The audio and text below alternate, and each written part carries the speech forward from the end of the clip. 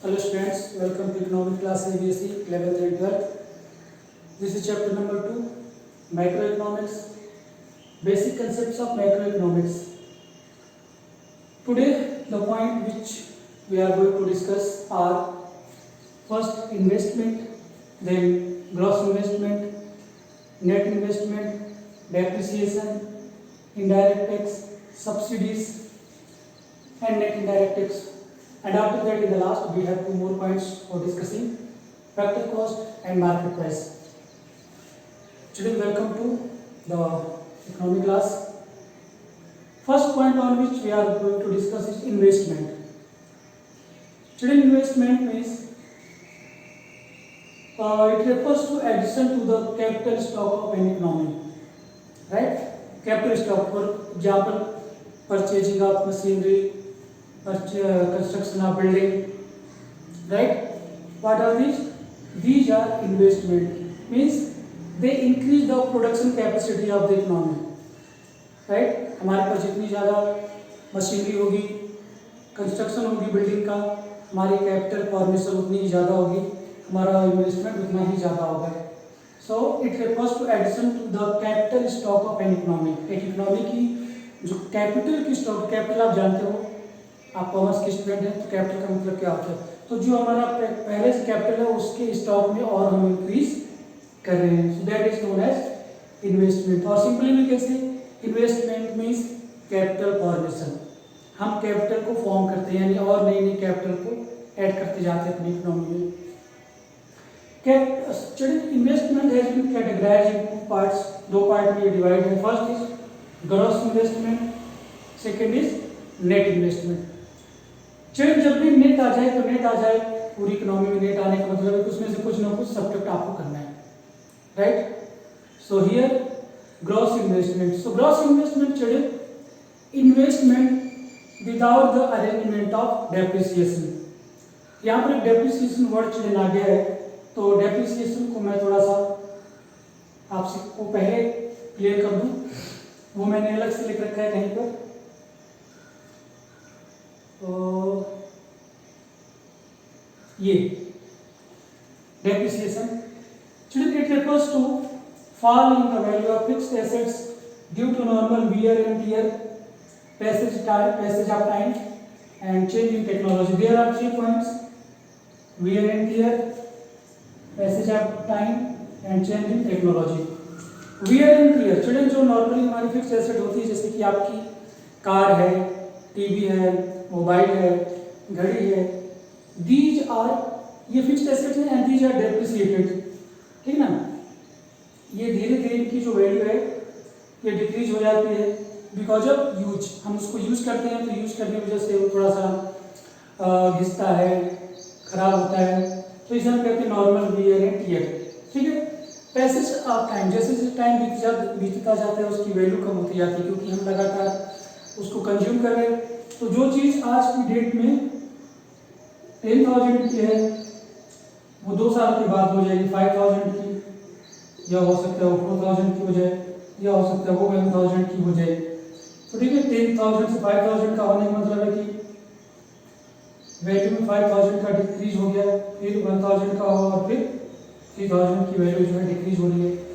तो इसे को हम कहते हैं depreciation. Wear and tear passage of time बताया गया. Change in technology. चेंज, आपने देखा होगा कि टेक्नोलॉजी बहुत फास्ट स्पीड से चेंज होती जा रही है. अभी आज से कम से कम 20 साल पहले लोग कीपैड वाले मोबाइल यूज करते थे. ब्लैक एंड वाइट मोबाइल होता था, मोबाइल का साइज भी बड़ा सा होता था. ठीक है, टेक्नोलॉजी चेंज हुई, फिर टच स्क्रीन वाले मोबाइल आए, फिर टेक्नोलॉजी और चेंज हुई तो एंड्रॉयड मोबाइल आने लगे. ठीक है ना? तो टेक्नोलॉजी जैसे जैसे चेंज होती जाती है, तो वो टेक्नोलॉजी जो ब्लैक एंड वाइट टीवी बनाती थी, क्योंकि अब तो कलर टीवी का टाइम आ गया, तो जो टेक्नोलॉजी यूज करके हम ब्लैक एंड वाइट टीवी बनाते थे, अब वो टेक्नोलॉजी बेकार हो गई है. ठीक है, क्योंकि हमें नई मशीनरी खरीदनी पड़ी जिससे कि हम कलर टीवी बना सकें. अब कलर टीवी बनाने वाली भी जो टेक्नोलॉजी है वो पुरानी हो चुकी है. अब नई टेक्नोलॉजी आई है, LCD आई थी, अब LED आ गई है, उसमें HD आ गया है. तो ये क्या, टेक्नोलॉजी चेंज होती रहती है. तो जब नई टेक्नोलॉजी आती है तो पुरानी जो टेक्नोलॉजी जो हम यूज कर रहे थे, जिसको यूज करके हम कोई भी कमोडिटी या गुड्स का प्रोडक्शन कर रहे थे, अब वो टेक्नोलॉजी यूज नहीं होगी, हमें उसके लिए नई मशीनरी खरीदनी पड़ेगी, क्योंकि नई मशीनरी में वो नई टेक्नोलॉजी है जो वो ऑलरेडी एग्जिस्टेड है। तो चिल्ड्रन ये हो जाता है डेप्रिसिएशन। अब डेप्रिसिएशन को लेकर हम यहाँ पर बात करते हैं। तो ग्रॉस इन्वेस्टमेंट्स का मतलब है कि investment without the arrangement of depreciation. ठीक है, ग्रॉस इन्वेस्टमेंट का मतलब है कि वो सारा जो हमने इन्वेस्टमेंट किया है जिसमें हमारा डेप्रिसिएशन इंक्लूडेड होता है।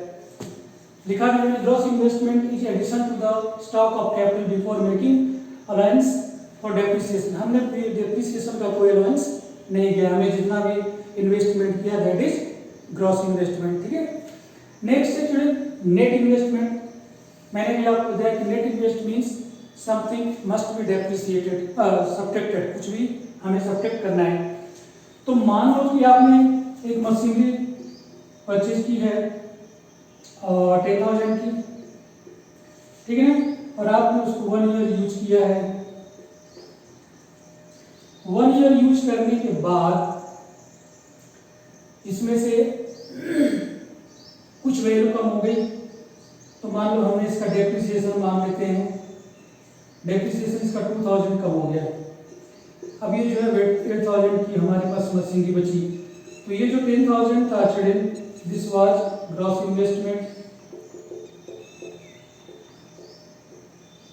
Right, and this value is net investment. क्यों? क्योंकि हमने इसमें से जो डेप्रिसिएट उसका जो अमाउंट था दिस 2000 इज डेप्रिसिएशन, हमने इसमें से 2000 डेप्रिसिएशन सबमिट कर दिया। तो ये आ गई children actual value. Net value का मतलब होता है, नेट इन्वेस्टमेंट का मतलब होता है एक्चुअल इन्वेस्टमेंट। नेट इन्वेस्टमेंट वो इन्वेस्टमेंट जिसमें से डेप्रिसिएशन की वैल्यू हमने सब्ट्रैक्ट कर दिया है। ठीक चिल्ड्रन, यहाँ पर देखो 3 फार्मूले में लिखा है कि हम नेट इन्वेस्टमेंट को कैसे फाइंड आउट करते हैं। तो मैंने कहा कि नेट इन्वेस्टमेंट को फाइंड आउट करने के लिए ग्रॉस इन्वेस्टमेंट में से वो वैल्यू आपको सब्ट्रैक्ट कर देनी है जो डेप्रिसिएशन की वजह से हुई, नॉर्मल वियर एंड टियर की वजह से, या पैसेज ऑफ टाइम, या चेंज इन टेक्नोलॉजी की वजह से जो भी आपकी वैल्यू डेप्रिसिएट हुई है वो हम सब्ट्रैक्ट कर देंगे, तो हमें नेट आ जाएगा। लेकिन अगर कोई ऐसा क्वेश्चन आ गया है कि उसमें ग्रॉस इन्वेस्टमेंट आपको पता लगाना है और नेट इन्वेस्टमेंट और डेप्रिसिएशन उस क्वेश्चन में दिया हुआ है, तो आप दोनों को ऐड कर देंगे, ग्रॉस इन्वेस्टमेंट आ जाएगी।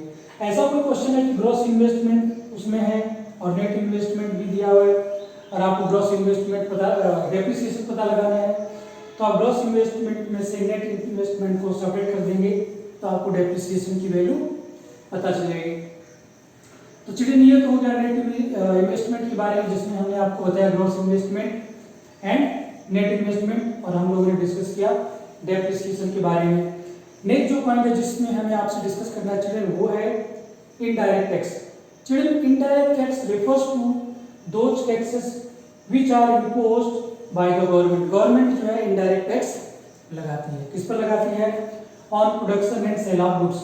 जो प्रोड्यूसर है, तो प्रोड्यूसर लोग जो गुड बनाते हैं, तो प्रोडक्शन करने का जो उस पर टैक्स है वो, और फिर उसको मार्केट में ले जाकर जो सेल करते हैं ट्रेडर लोग, उन पर गवर्नमेंट इनडायरेक्ट टैक्स लगाती है।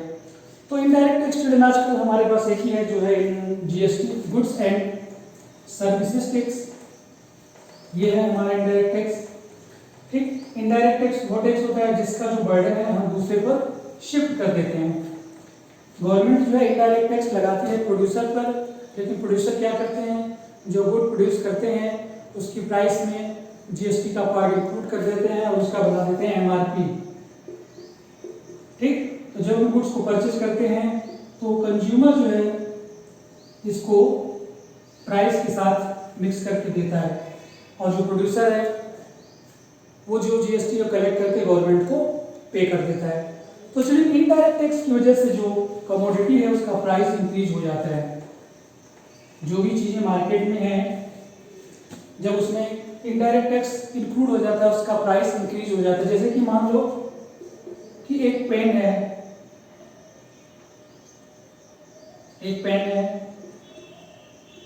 ₹10 का, ठीक है, तो ये है इसका प्रोडक्शन कॉस्ट। प्रोडक्शन कॉस्ट हमने एक पेन बनाया तो पेन बनाने का खर्चा है 10 रुपये। अब ये मैंने 10 रुपये का बनाया तो 10 रुपये का मैं मार्केट में तो बेच नहीं दूंगा। If I will sell this pen at ₹10, so what will be my profit? I am not earning any profit, and without earning profit, what is the meaning of doing business? ठीक है, तो हम क्या करेंगे, इसको 10 रुपये का नहीं बेचा। अच्छा, गवर्नमेंट क्या करेगी, इस पर इनडायरेक्ट टैक्स लगा देगी। इनडायरेक्ट टैक्स, तो मान लो अगर गवर्नमेंट ने इस पर इनडायरेक्ट टैक्स लगा दिया ₹2 का, तो ये पेन मार्केट में जाके सेल होगा ₹2 का। तो देखो इसका जो कॉस्ट ऑफ प्रोडक्शन था वो ₹10 था, लेकिन ये पेन सेल कितने में हो गया, ₹12। अब इसकी प्राइस होगी, तो ये तो होगी इसकी सेलिंग प्राइस और ये हो गया इसका फैक्टर कॉस्ट। वो कॉस्ट जो मैंने फैक्टर ऑफ प्रोडक्शन को पे किया है गुड्स को प्रोड्यूस करने के लिए, इसीलिए इसको कहते हैं फैक्टर कॉस्ट। फैक्टर कॉस्ट वो कॉस्ट होती है जो कॉस्ट प्रोड्यूसर इनकर करता है किसी कमोडिटी को प्रोड्यूस करने के लिए। मैं अगर एक प्रोड्यूसर हूँ और मैंने एक पेन बनाया, और पेन बनाने का जो मटेरियल है, जैसे उसमें ये मार्कर है, इसमें प्लास्टिक है, इसमें इंक है, इसमें कलर है, तो इसको बनाने में ये सारे कलर और प्लास्टिक और इंक खरीदने के लिए मुझे और लेबर को मैंने जो पे किया वो टोटल इसका कॉस्ट आया ₹10। ठीक है, तो ये जो ₹10 है वो इस पेन का फैक्टर कॉस्ट है, या कह सकते हो प्रोडक्शन कॉस्ट है। और जिस प्राइस पर मैं कमोडिटी को मार्केट में ले जाके सेल करूंगा उसको हम कहते हैं सेलिंग प्राइस। ठीक है स्टूडेंट, यहाँ पर आप देख सकते हैं, तो ये इनडायरेक्ट टैक्स है। मैंने आपको बताया कि इनडायरेक्ट टैक्स जो है गवर्नमेंट लगाती है प्रोड्यूसर पर, जो प्रोड्यूसर होते हैं जो गुड्स को प्रोड्यूस करते हैं, और वो ट्रेडर जो लोग इस मार्केट को कमोडिटी को मार्केट में सेल करते हैं, वो गया इनडायरेक्ट टैक्स। और इनडायरेक्ट टैक्स स्टूडेंट वो टैक्स होता है जिसका बर्डन जो है दूसरे पर शिफ्ट कर देते हैं। इनडायरेक्ट टैक्स अगर लगाया हम पर गया है, मैं प्रोड्यूसर हूँ, तो मैं उसका जो बर्डन है मैं शिफ्ट कर दूंगा कंज्यूमर पर। तो कंज्यूमर जब वो कमोडिटी को खरीदेगा तो उसके प्राइस के साथ साथ इनडायरेक्ट टैक्स भी वो पे करेगा, क्योंकि उसके प्राइस में इनडायरेक्ट टैक्स ऑलरेडी इंक्लूडेड होता है। क्योंकि जो प्रोड्यूसर होते हैं कमोडिटी का जो प्राइस है इनडायरेक्ट टैक्स को मिक्स करने के बाद, इंक्लूड करने के बाद ही उसका प्राइस डिसाइड करते हैं। बिकॉज ऑफ दैट कमोडिटी की जो प्राइस है वो इंक्रीज हो जाती है जब उसमें इनडायरेक्ट टैक्स गवर्नमेंट लेवी कर देती है। नेक्स्ट पॉइंट है student subsidy. Subsidy is a kind of student allowance और यू कैन से कंपेंसेशन, या कह सकते हैं कि नॉमिनल हेल्प। एक तरीके से हेल्प होती है, और ये हेल्प जो है गवर्नमेंट प्रोड्यूसर को भी देती है और कंज्यूमर को भी देती है।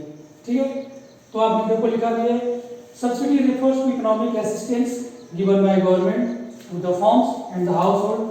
सब्सिडी दोनों लोगों को मिलती है, फर्म्स को भी मिलती है और हाउस होल्ड को भी मिलती है। ठीक है ना, तो फर्म को कैसे मिलती है वो मैं आपको बताता हूँ। कि जैसे कि आपने देखा है कि कोई रिमोट एरिया है, ठीक है, कोई एक रिमोट एरिया है और वहां पर कोई इंडस्ट्री लगाना नहीं चाहता, कोई भी प्रोड्यूसर रिमोट एरिया में जाकर इंडस्ट्री नहीं लगाना चाहेगा, तो उस रिमोट एरिया का जो डेवलपमेंट नहीं होगा। डेवलपमेंट के लिए इंडस्ट्री बहुत जरूरी है। तो गवर्नमेंट क्या करती है कि प्रोड्यूसर को सब्सिडी देती है।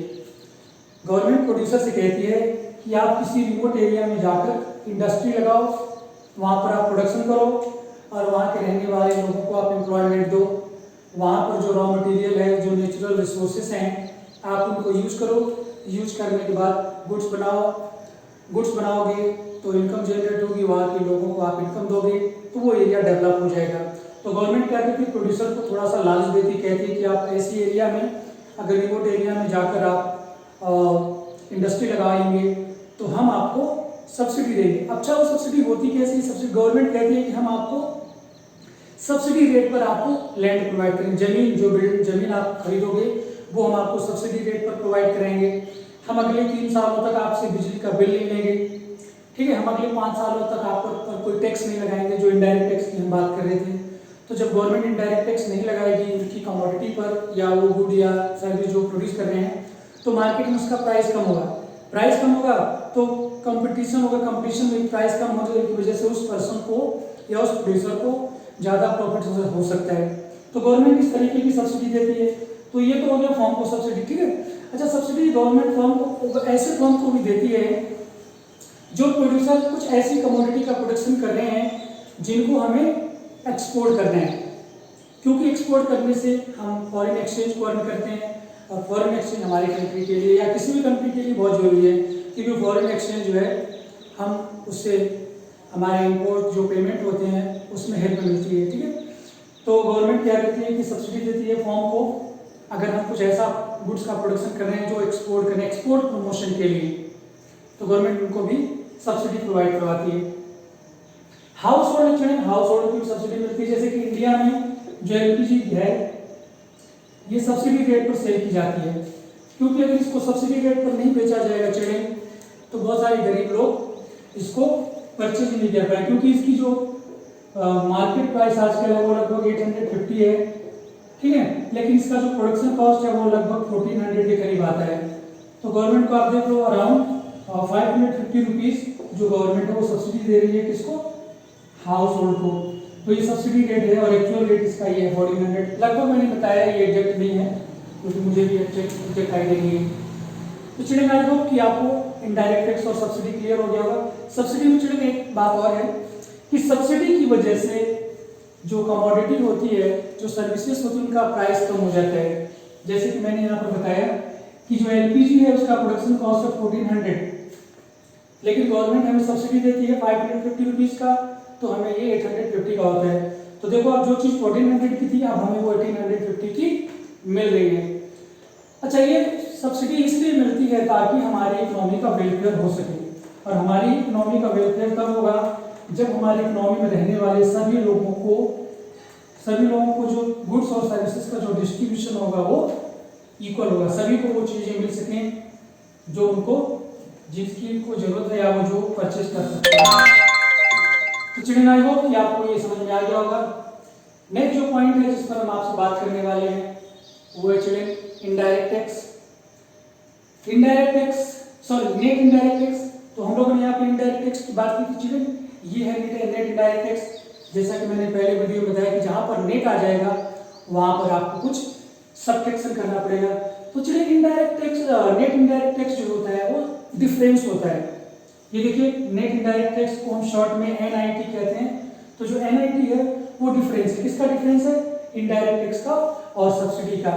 तो अगर किसी क्वेश्चन में नेट इनडायरेक्ट टैक्स आपको पता लगाना है और इनडायरेक्ट टैक्स और सब्सिडी दोनों उस क्वेश्चन में दिया हुआ है, तो बहुत ही सिंपल तरीके से आप इनडायरेक्ट टैक्स से सब्सिडी को आप सेपरेट कर देंगे तो नेट इनडायरेक्ट टैक्स मिल जाएगा। उसके बाद यहाँ पर है सब्सिडी अगर पता लगाना है किसी क्वेश्चन में, उसमें इनडायरेक्ट टैक्स और नेट इनडायरेक्ट टैक्स दिया हुआ है, तो इनडायरेक्ट टैक्स से आप नेट इनडायरेक्ट टैक्स को सेपरेट कर देंगे तो आपको सब्सिडी का पता चल जाएगा। चिड़नी है फैक्टर कॉस्ट, जो मैंने आपको बताया कि कॉस्ट ऑफ प्रोडक्शन है, किसी कमोडिटी को प्रोडक्शन करने का जो कॉस्ट होता है या वो कॉस्ट जो फैक्टर ऑफ प्रोडक्शन को आप देते हैं, ठीक है। फैक्टर ऑफ प्रोडक्शन आपको पता है कि लैंड, लेबर, कैपिटल और एंटरप्राइजेस। जब हम किसी कमोडिटी का प्रोडक्शन करते हैं तो हमें फैक्टर सर्विसेज की जरूरत पड़ती है, क्योंकि किसी भी कमोडिटी को प्रोडक्शन करने के लिए बेसिक रिक्वायरमेंट है, without the factor services no one can produce any kind of commodity and services. तो जो कॉस्ट हम फैक्टर ऑफ प्रोडक्शन को प्रोवाइड करते हैं उसी को हम कहते हैं factor cost. refers to amount paid to factor of production for their contribution in the production process। यानी कमोडिटी को प्रोड्यूस करने में जो लोग कंट्रीब्यूट करते हैं, ठीक है, जिनका कंट्रीब्यूशन होता है उनको हम पे करते हैं। उस पे का जब हम टोटल कर देते हैं तो वो बन जाता है कॉस्ट ऑफ प्रोडक्शन, या हम उसे कहते हैं प्रोडक्शन कॉस्ट या फैक्टर कॉस्ट। मार्केट प्राइस में बहुत simple, market price is the price at which goods and services are actually sold in the market. जिस प्राइस पर कोई भी कमोडिटी या सर्विसेज को हम मार्केट में सेल करते हैं उसी को हम कहते हैं मार्केट प्राइस। यानी अगर मैं ये मार्केट से 15 रुपीज़ का खरीद के लाया हूँ तो इसकी जो मार्केट प्राइस थी वो 15 रुपीज़ है। आई होप ये क्लियर हो गया होगा चिल्ड्रन। अच्छा, एक पॉइंट यहाँ पर आ जाता है चिल्ड्रन कि हम लोगों ने यहाँ पर ये नेट इनडायरेक्ट टैक्स और ये फैक्टर कॉस्ट, मार्केट प्राइस, ये हम क्यों स्टडी कर रहे हैं। तो चलिए यहाँ पर क्या है कि जब हम नेशनल इनकम को कैलकुलेट करते हैं तो हमें नेशनल इनकम को दो तरीके से कैलकुलेट करना पड़ता है। एक तो हो गया ग्रॉस और एक हो गया नेट, ठीक है ना। तो ग्रॉस नेशनल इनकम और नेट नेशनल इनकम। ऐसे ही जब हम नेशनल इनकम निकालते हैं तो हम निकालते हैं नेशनल इनकम मार्केट प्राइस पर और फैक्टर कॉस्ट पर, ठीक है ना। तो ग्रॉस और नेट के बीच का जो डिफरेंस होता है वो डेप्रिसिएशन की वजह से होता है। मार्केट प्राइस और फैक्टर कॉस्ट के बीच का जो डिफरेंस होता है वो चिल्ड्रन होता है नेट इनडायरेक्ट टैक्स की वजह से। अब ये कैसे चलता है मैं आपको बताता हूँ, देखिए आप। तो अगर आप कोई क्वेश्चन है उसमें ग्रॉस दिया हुआ है, ग्रॉस से आपको नेट पर जाना है, ठीक है ना। तो ग्रॉस से नेट पर जाने के लिए आप सब्ट्रैक्ट कर दोगे डेप्रिसिएशन, ठीक है ना। कि ग्रॉस नेशनल इनकम दिया हुआ है, ग्रॉस इन्वेस्टमेंट दिया हुआ है, नेट इन्वेस्टमेंट पर आपको जाना है, तो ग्रॉस में से डेप्रिसिएशन को सब्ट्रैक्ट कर देंगे तो आप नेट पर आ जाएंगे। और अगर नेट इन्वेस्टमेंट दिया है आपको ग्रॉस में जाना है तो आप उसमें से सब्ट्रैक्ट उसमें ऐड कर दोगे आप डेप्रिसिएशन, ठीक है। चलिए, तो ये तो हो गया आपका ग्रॉस और नेट का, इसीलिए हमने ये आपको कंसेप्ट बताया है डेप्रिसिएशन का। इसके बाद चलिए आ जाता है factor cost and market price. तो अगर मार्केट प्राइस पर हैं और आपको फैक्टर कॉस्ट में जाना है तो आप इसमें सिंपली सब्ट्रैक्ट कर दोगे net indirect tax. Net indirect tax आपको मिलता है इनडायरेक्ट टैक्स में से सब्सिडी को सब्ट्रैक्ट करने के बाद। ये थोड़ा हैंडराइटिंग ठीक नहीं। और अगर आपको फैक्टर कॉस्ट से मार्केट प्राइस में जाना है तो आप ऐड कर दोगे net indirect tax. So children, for this video that's all. आगे हम आपको अगले वीडियो मिलते हैं, तब तक आप इसे वॉच करते रहिए। और मुझे पूरी उम्मीद है कि आज जो टॉपिक हमने आपसे डिस्कस किया वो आपको अच्छी तरीके से समझ में आ गया होगा और आपको ऐसा घर बैठे ऐसा लग रहा होगा कि आप क्लास अटेंड कर रहे हैं, क्योंकि मैं ऐसा ही आपको एहसास कराने की कोशिश कर रहा हूँ कि आपको घर बैठे ऑनलाइन ये फील हो कि आप क्लास अपनी अटेंड कर रहे हैं और आपको टीचर लाइव पढ़ा रहे हैं। तो thank you for watching the video और अगले वीडियो मिलते हैं। Till then take care, God bless you.